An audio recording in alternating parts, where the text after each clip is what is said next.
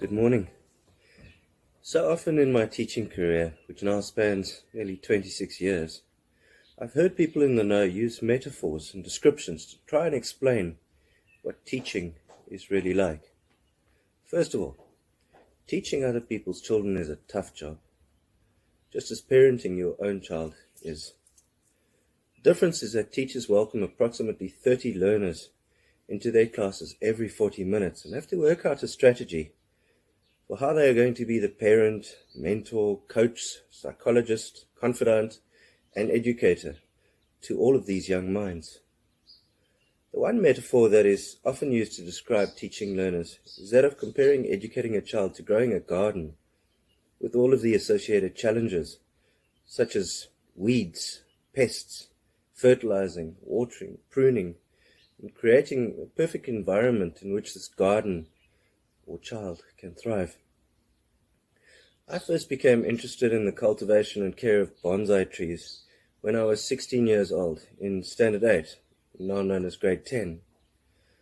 I cannot clearly remember what sparked my interest in this addictive hobby, but I suspect that my story is similar to many, watching Mr. Miyagi trimming a juniper tree in the Hollywood blockbuster The Karate Kid. What a terrible cliché. What I do know is that I've always found trees compelling, and I love planting them and watching them grow. The first bonsai tree that I ever had was a brush cherry. Not a great specimen, but enough to get me going, and with enough beauty to create the mystique and romance that I believed surrounded this art form. Gardening was always part of our lives growing up. My grandfather was an avid vegetable grower, and my twin brother and I would spend Sunday mornings after Sunday school helping him in his garden. This primarily involved weeding the beds. I remember that he grew the most wonderful big red tomatoes and that he grew a lot of onions.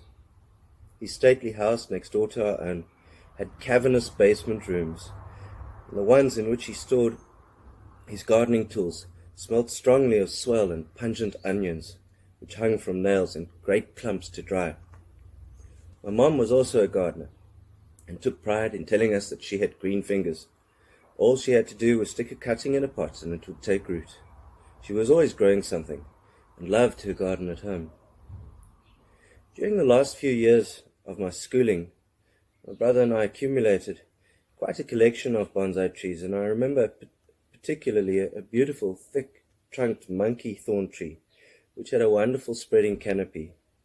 When I left East London, after matriculating, and spent the next few years studying in Grahamstown, trees were left to their own devices, essentially with intermittent watering by the gardener. Most of these trees unfortunately died. The one tree that I still have from my youth is a Ficus natalensis, the Natal fig, that I tore out of the trunk of my mother's mulberry tree in our back garden and plonked on top of a rock I'd found somewhere and placed it in a ceramic bonsai pot. This means that this little survivor has been with me since 1988, 32 years of extreme neglect.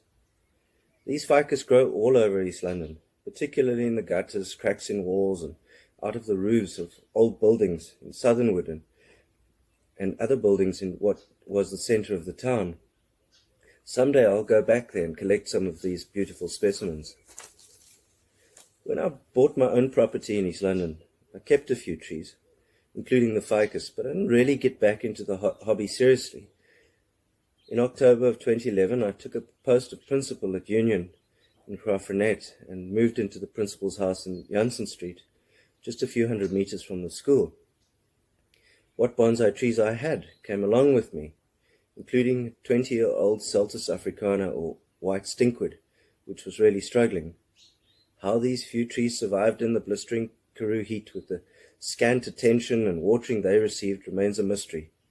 They sat out on the back stoop, perhaps waiting patiently for me to catch the bug again.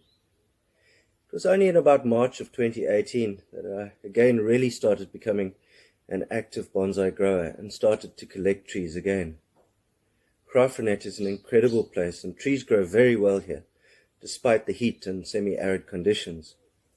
The two species that are readily available are the white stinkwood, which grow like weeds, and the wild olive, the earlier European subspecies africana. I've fallen in love with the olive tree since my arrival in Graaff-Reinet, and I can't resist buying one if I see it, and I also grow them from seed.